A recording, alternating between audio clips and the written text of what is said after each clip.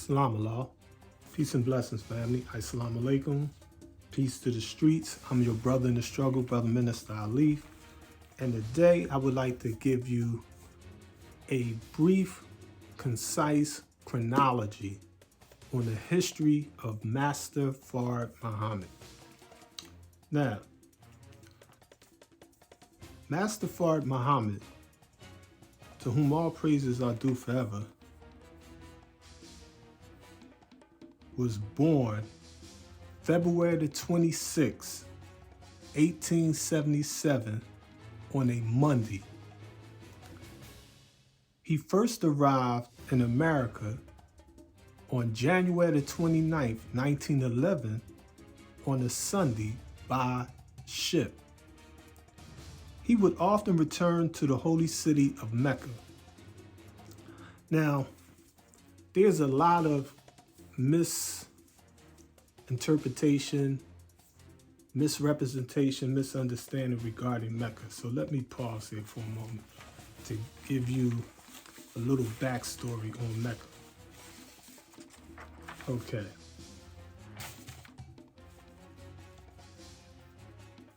First, let me say what I always tell people.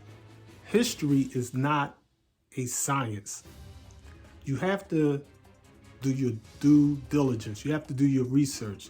You have to deal with what is known and be conscious that some things we think we know, we really believe. So you don't want to confuse knowledge with belief. The Honorable Elijah Muhammad, in his last book, How Savior Has Arrived in 1974, he explained to us that we can believe that there's an airplane outside on our doorstep. But once we open the door and look, we now know that there is or is not an airplane outside on that doorstep. So a lot of times people confuse their beliefs with actual facts, actual knowledge. Knowledge, according to Messenger Elijah Muhammad, is to listen, know, and observe. Knowledge is the foundation.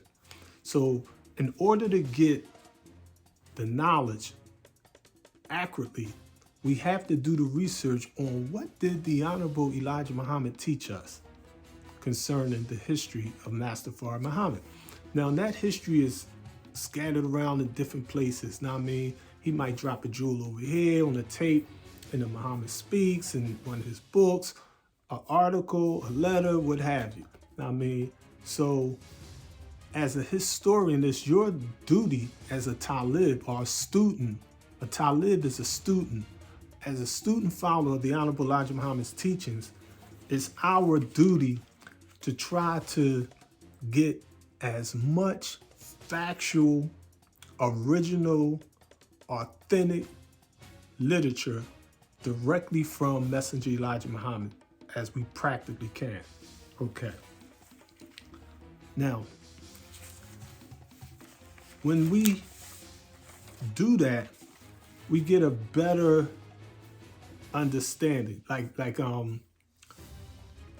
There are critics of Master Fard Muhammad and the Honorable Elijah Muhammad, for that matter, that even though they critique the Nation of Islam, Master Fard Muhammad, the Honorable Elijah Muhammad, it's not fair to just kick them to the side. That's not what the messenger, that's not the sunnah of Messenger Elijah Muhammad. When he had scholars that wrote books on the Nation of Islam, he explained to them, he explained to the public basically like they hasty writers, like they made mistakes, not necessarily intentional mistakes. He just classified with the hasty writers, meaning that some of the stuff is right and exact, but you have to have that discerning eye. You have to read things in the light of your lessons, the messenger direct teachings, the messenger books, now I mean, his tapes and things of that nature there. Now, I mean, those are your first sources, if you will. After that, you may have ministers, pioneers, what have you. But the Honorable Elijah Muhammad gave us a cautionary tale in the Muhammad Speaks. He explained it's a lie. And he basically publicly explained, like, listen, you got a lot of elders in the Nation of Islam that are giving wrong information out. I wouldn't say it's always intentional. You know what I mean? Sometimes we forget things. You know what I mean? You know, if somebody was to ask you about something that happened 10, 20, 30, 40 years ago, you can't call all of the fine details, you know what I mean? And so you have to, you know, but you may know what you're talking about, but you may get the people wrong. You may get the place wrong, the dates, the names or what have you. You know what I mean? But at the same time, there are some people that was like intentionally giving misinformation to the young FOI and MGT. And that's why the messenger had the secretary read some of that type of tricknology, that type of hadith. You know what I mean? Hadiths are sayings, you know what I mean? And I remember reading the messenger's article on that. And it was deep. They was saying stuff like, when the Savior, when Master Muhammad was born, he had some type of gold cap on his head so he won't touch his mother's womb. And you know I mean, just a lot of pseudoscience, if you will. You know I mean, so the messenger wanted us to understand actual facts. You know I mean, his thing is like, piece it apart. Do your research. Be a talib, be a student follower of Messenger Elijah Muhammad's teachings. All right. Now, one book I read, The Messenger, The Rise and Fall of Elijah Muhammad. There's a lot of books out there on Louis Farrakhan, Minister Farrakhan. And these books have some redeeming qualities. I would say for the most part, they have some good information in there. But if you don't have a discerning eye, you'll take the tricks with the knowledge and think that it's true. And that's the danger of that type of scholarship, if you will. And some of them, in my humble opinion, some of them are not intentionally trying to be slanderous or misleading. It's just that a lot of people, as opposed to depending on instead of doing the real scholarly research, like studying the teachings of Elijah Muhammad, they study what the devil said. What did the FBI say? What did the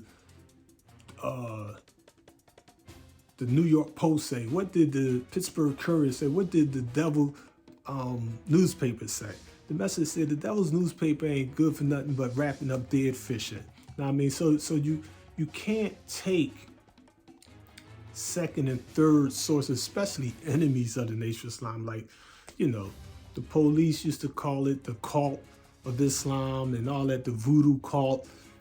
We don't believe in no spooky stuff. We don't, you know what I mean? But that's the label. I remember the message even had to address the issue of black Muslims. And I mean, are we the black Muslims? He explained this come from the media. It's like 2,000 years ago, them calling the people of the way or the followers of Yahshua or Jesus Christians. They was first called Christians in Antioch 70 years after Jesus is dead and gone. And to this day, people think that Jesus taught Christianity and that we're all Christian, we should be Christians.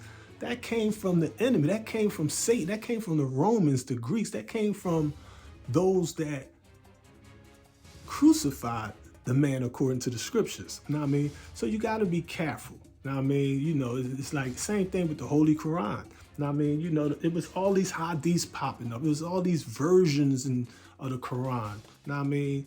And, you know, it's like, which verse should be first? Which verse should be 12th? Which verse should be the 114th surah or degree or chapter inside the Quran? I mean, you know, should we add these vowels, the cash or the doom or the shad or the mata? All those types of things happen with the Torah, the Bible, the Quran, the Septuagint, the Vulgate, the Meta, you name it. Egyptologists do the same stuff. That's just human nature because psychologically, we look for patterns. We like to fill in the gap. But in reality, there's always an X factor.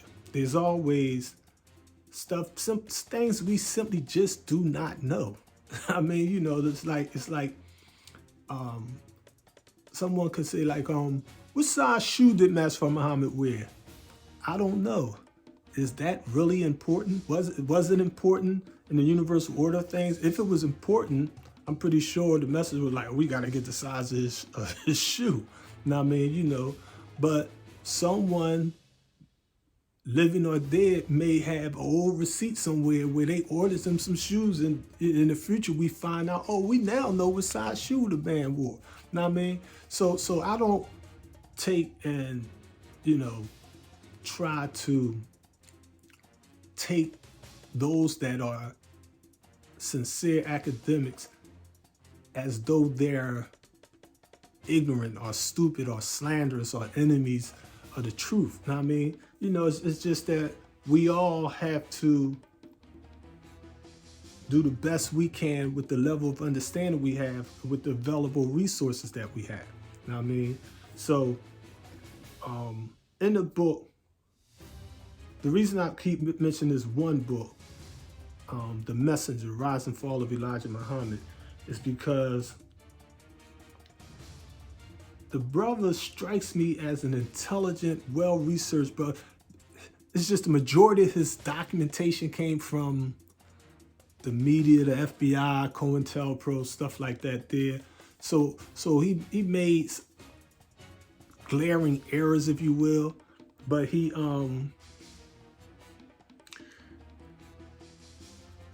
tried to interpret some of the misinformation as though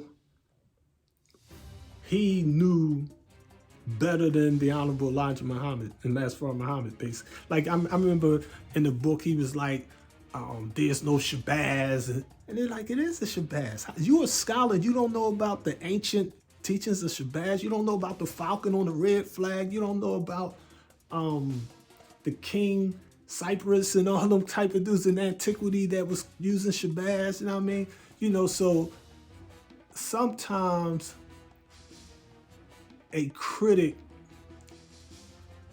is not humble enough in that research, if you will. And then again, you gotta look at it like they trying to sell a book. Hey, know what I mean? So that could be part of it. Economics, it's a capitalist system. They got deadlines, they got people over them that gave them the contract, and they be like, oh, this is too positive. This is too boring. You know what I mean? We need some, people like controversy. They like slander. They like intrigue. They like drama. You know what I mean? So focus on Elijah Muhammad getting the women pregnant. Focus on Master Muhammad at UCLA. He was like, there's no record of Master Muhammad at UCLA, this, that, and the other. And I was like, really? You researched this, and you gotta, Messenger told us, he said, don't take my teachers hook, line, and sinker. Now, I mean, I'm gonna give y'all some brief facts about UCLA and why he could not find Master Muhammad on UCLA's student enrollment, if you will. Short version, UCLA, as we know it today, was founded on May 23rd, 1919, after World War I, and it moved from Vermont Avenue in Los Angeles to Westwood. Okay, you have to understand, when Master Muhammad went to UCLA, UCLA changed its name numerous times. It changed its location numerous times. It had certain enrollment requirements that we today would consider strange. Like you'd be like, how can somebody go to college back then and not be on this or with this? It's like, it wasn't like, keep in mind, this is before the information. This is before computers and all that kind of stuff like that there. Now, I mean, 1923, the female students, for example, were not even formally registered. So here you got women going to UCLA, and they not on the documentation because they formally can't get registered until the Dean of Women approved their living arrangements, okay? They didn't want the women students mixing with the men and things. So you gotta understand, when you have a university, you may not have quarters structured yet. Know what I mean? So you got to do things uniquely. Know what I mean? It was so unique that the English class used to be held outside under the tree. I mean, on Vermont Avenue as in 1923. So here you got say Mass for Muhammad is going to school and the female will be like, y'all say Mass for Muhammad. I went to UCLA. My grandmother went there at that time, this, that, and the other. Your grandmother didn't see him in class because she was outside under the tree getting taught. I mean, meaning that they didn't let her in the classroom with the men. Now, I mean, it is, UCLA basically was established in 1881 as a teacher's college, then known as, it wasn't UCLA yet, it was then known as the Southern Branch of the California State Normal School. Now in this day and time, it's known as San Jose State University. So they took two schools and mixed them together to form UCLA. Two schools. Now you may be like, Master Muhammad wasn't on the roll call at UCLA because you're not looking at the years, you're not looking at the age. You know what I mean? You're not looking at the timeline, if you will. Now, I mean, the timeline is important. All right. So the two schools mixed to form UCLA as the southern branch of the University of California back in 1919. Their motto was "Let there be light," and their nicknames was the Brooms. All right.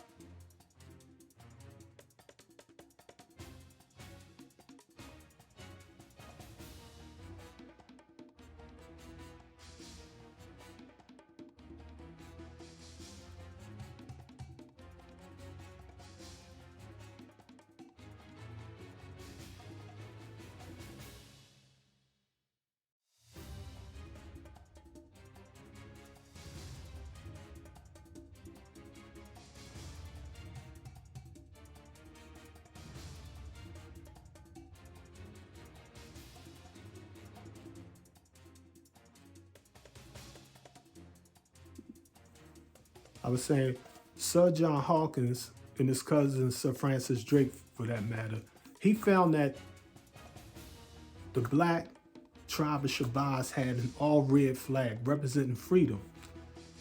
Mustafa Muhammad, the holy city Mecca flag back then was an all-red flag representing freedom, but at that time it had the Shahada written on it.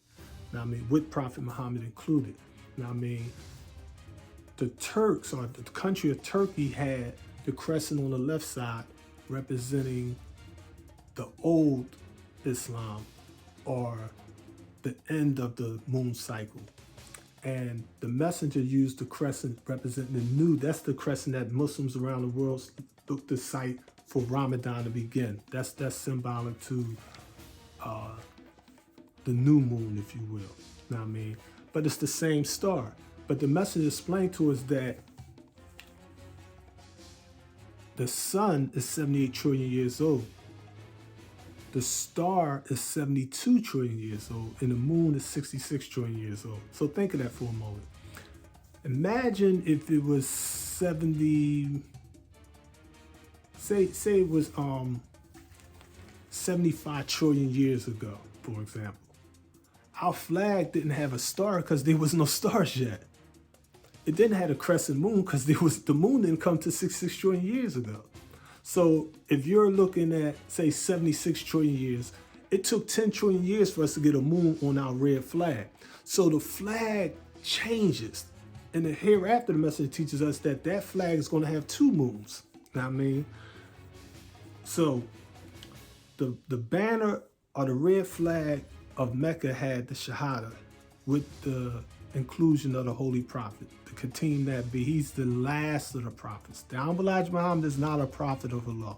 A prophet is a nabi. A messenger is a rasul. The Holy Quran teaches us that Prophet Muhammad, thoughts of peace be upon him, is the last of the prophets. Not just last, he's more than that. He's the seal of the prophets. There's no prophets coming after him. Master Muhammad is not a prophet like Prophet Muhammad. The Elijah Muhammad is not a prophet like Master Muhammad. Used the title prophet in America. The Elijah Muhammad used the title prophet in America because our people knew about Prophet Noble Drew Ali. Okay, so the messenger explained that he was, and shall be the messenger of Allah God who came to person Master Muhammad, not his prophet. All right.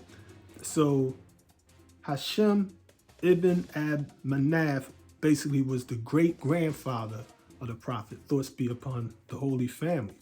You know what I mean? And the holy city Mecca, I'm trying to put things in context because we're talking in this day and time, we're looking at things like it always been this beautiful, perfect, single culture. Now, I mean, you got 1 billion Muslims now, but originally they was all like divided into little tribes, if you will. Now, I mean, and Mecca, if you was before Prophet Muhammad, you'd be hard pressed to find stuff about Mecca. I mean, because it was known by so many different names. I mean, it's more like the area, if you will. You know what I mean? And they really was what we would call today Shia Muslims, and they became Sunni Muslims. So a lot of people think that they was originally Sunni Muslims and became Shia Muslims over in Iran somewhere. No, they originally was Shia Muslims and they became commonly known as Sunni Muslims in this day and time. All right. So the Shafi Sunni Islam is actually from the ancient Islam. This is why we don't trace Islam to the birth of the Holy Prophet. Thoughts of peace be upon him. Before Prophet Muhammad, the message teaches us we always had Islam.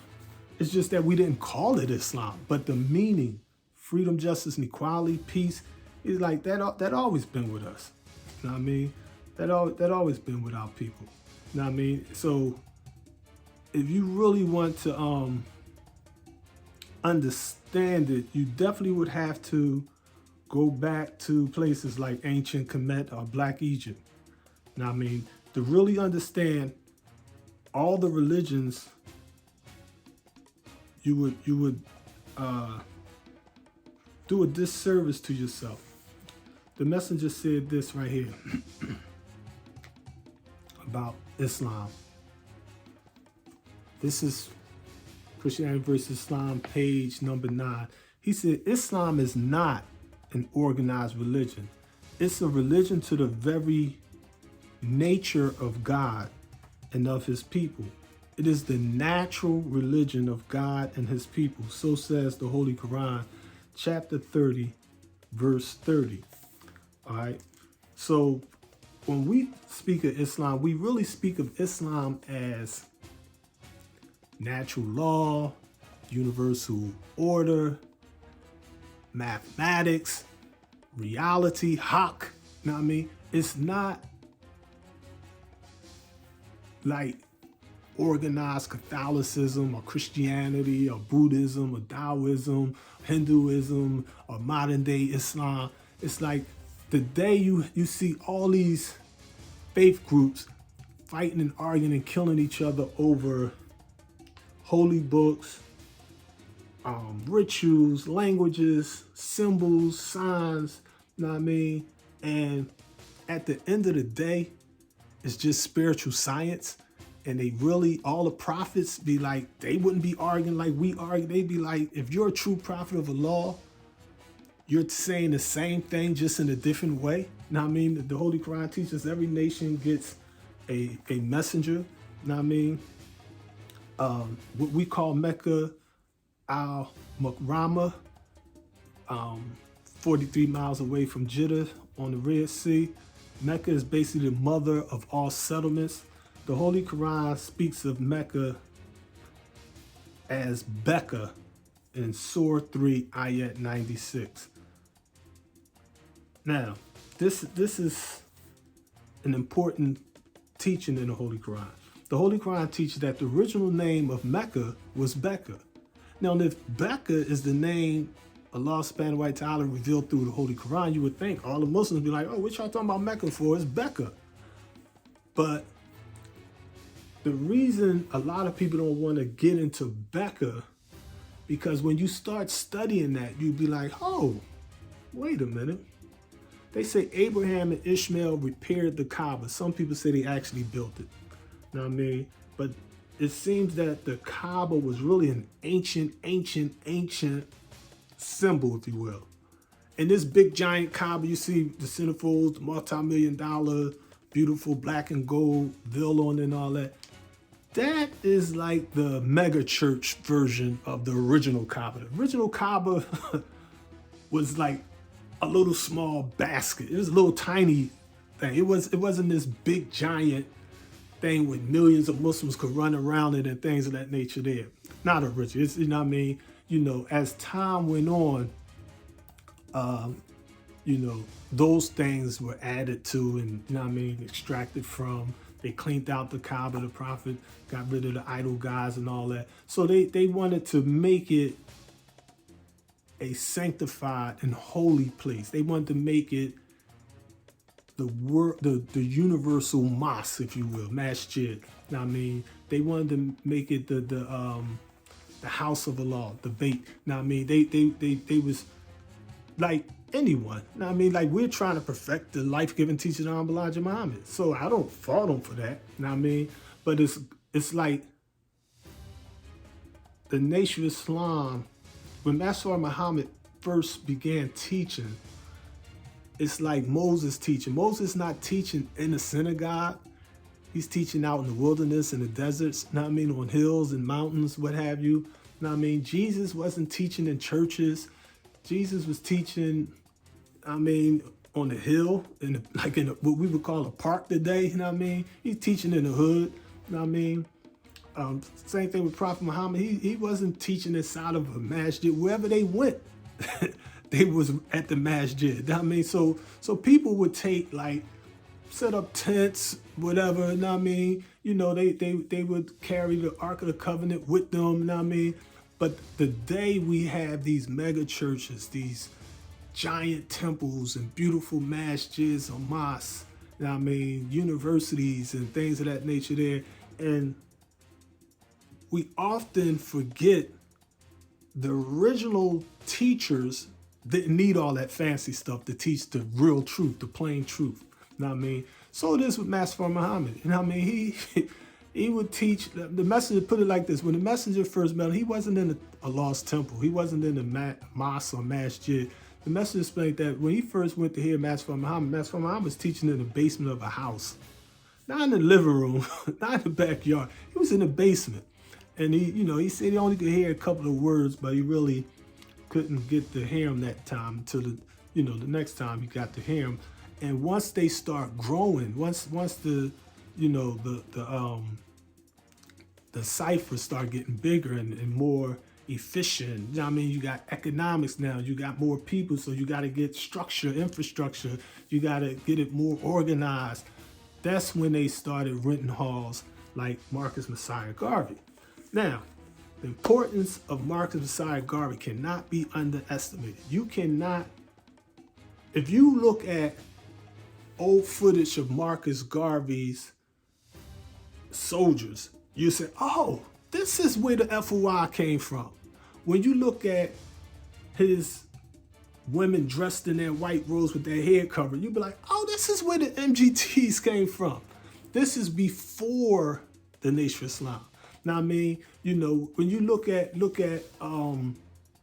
things the Holy Prophet was doing, now, I mean, you'd be like, oh, okay, it's a lot of people that talk about Asiatics. Now, I mean, some have different connotations or whatever the case may be. Now, I mean, and at the end of the day, you have to give credit where credit is due. That don't take away from the importance and majesty and splendor of Master Muhammad and Elijah Muhammad. They like, the messenger is on record in different places explaining like, yeah, I mean, he's like, after he got knowledge of self, he still went back and would teach amongst the Moors, for example. You know what I mean? His thing was like, he would go in there and teach with his Moorish brothers and sisters. You know what I mean? You know, and his teachings were a little too esoteric for some of the older imams or scholars or sheikhs in there. You know what I mean? It's like, Elijah, you teach that old ancient Egyptian wisdom. You know what I mean? Like,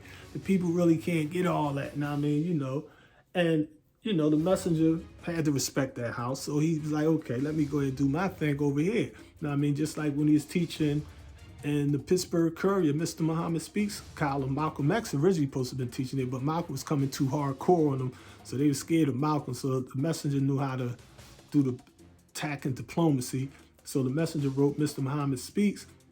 But, you know, the advertisers, you know, they're like, this is too black, too strong. So they start complaining to the messenger like, we don't force ourselves to places where we're not wanted. So he fell back, and now he's like, okay, I'm gonna start my own paper. But before he was teaching, before Malcolm was in the Nation of Islam, he already had the final call of Islam. According to the white man, y'all know the white man, anything he says is true. According to the white, all these people in this day and time be like, Malcolm's, if it wasn't for him, there'd be no Nation of Islam. He started. It's like, no, the Nation of Islam had the final cause. According to the Caucasians, Master Muhammad raised thousands of followers himself. You see the picture of the Honorable Elijah Muhammad with some of the ministers raised by Master Muhammad. Now, you got all these ministers. They just like, some people say he had like 25,000 followers in Detroit alone, for example.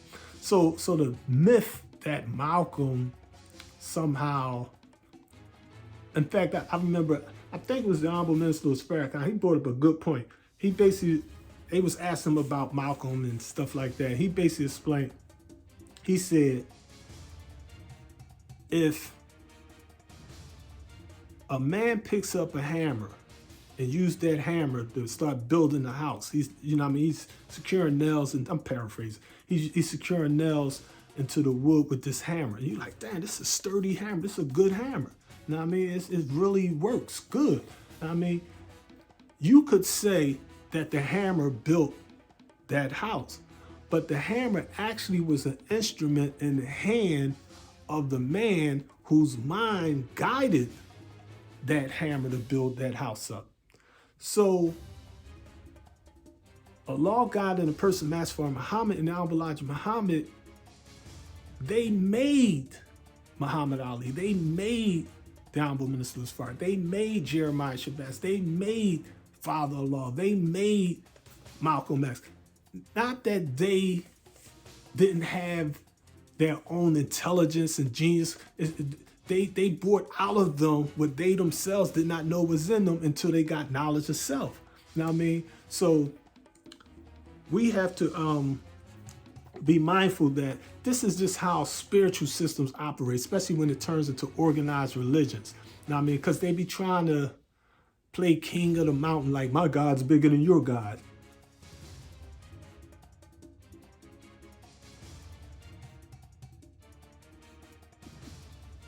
Prophet Noble Ali, the Honorable Marcus Messiah Garvey, and many others. The Holy Quran says in Surah 6, chapter 6, verse or ayat 92, that one of the names for Mecca is al-Qura, the mother of all settlements. In the Bible, it's known as the Desert of Paran. Genesis chapter 21, verse 21. It's also known as Faran, Tihama. Know what I mean? So there is, I'm gonna give you the short version. Before Mecca, before the birth of the Holy Prophet, Mecca, like you know how we say the Kaaba, we run around the Kaaba. Okay, in ancient Kemet, in Black Egypt, our spiritual